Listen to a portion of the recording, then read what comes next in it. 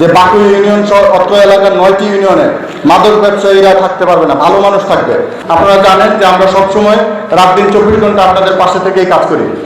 আমাদের মাননীয় প্রধানমন্ত্রী এই মাদকের বিরুদ্ধে জিরো টলারেন্স ঘোষণা করেছেন। সেই ধারাবাহিকতায় আমাদের এসডিআইজি স্যার এবং এসপি স্যারের নির্দেশনায় আজকে আমরা এবং এমপি মহোদয়ের প্রেরণায় আমরা উজ্জীবিত হয়ে মাদকের বিরুদ্ধে সকলে একযোগে কাজ করার জন্য আজকে সেই প্রত্যয় ব্যক্ত করেছি। এবং সেই ধারাবাহিকতায় এই কুমিল্লা জেলার 193টি ইউনিয়ন, 17টি পৌরসভা এবং একটি সিটি কর্পোরেশনে একযোগে এই র্যালি ও সমাবেশ মাদক বিরোধী আমরা আয়োজন করেছি এবং পাশাপাশি আমরা অভিযানও পরিচালনা করব।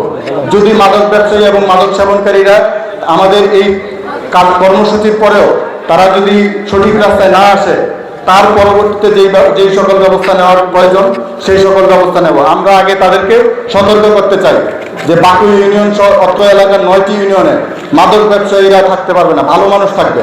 আমরা পাশাপাশি সহাবস্থানে থাকবো। কোনো মাদক ব্যবসায়ী, মাদক সেবনকারীকে আমরা প্রশ্রয় দিব না এবং মাদকের বিরুদ্ধে জিরো টলারেন্স সামাজিক আন্দোলন গড়ে তুলব। সুতরাং সেই প্রত্যয় ব্যক্ত করে এবং মাদকের যেই আমাদের যে কর্ম পরিচালনা, এটা প্রত্যেকটা ইউনিয়নে আমরা করব, 9টা ইউনিয়নে আমরা করব এবং পর্যায়ক্রমিকভাবে আমরা অভিযানও পরিচালনা করব। সুতরাং আপনাদের সকলের অংশগ্রহণ এবং সদয় সহযোগিতা কামনা করছি। আর আমি রাখার আগে আমি শেষ করে বলতে চাই যে এমপি মহোদয় আমি জয়েন করার পরে স্যার আমাকে বলেছিলেন যে আপনি মাদকের বিরুদ্ধে কঠোর অবস্থান নেন, আমি আপনার পাশে আছি। স্যার যেভাবে চিন্তা করেন আমার কেন জানি মনে হয় যে আমাদের সিনিয়র স্যারেরা আমাদের রাষ্ট্রীয় প্রোগ্রামগুলো স্যারের চিন্তা মতোই কাকতালীয়ভাবে হয়ে যায়। তো স্যারের সেই আশা এবং স্যারের সেই প্রেরণা থেকে আজকে আসলে আমরা আরো বেশি উজ্জীবিত হয়েছি।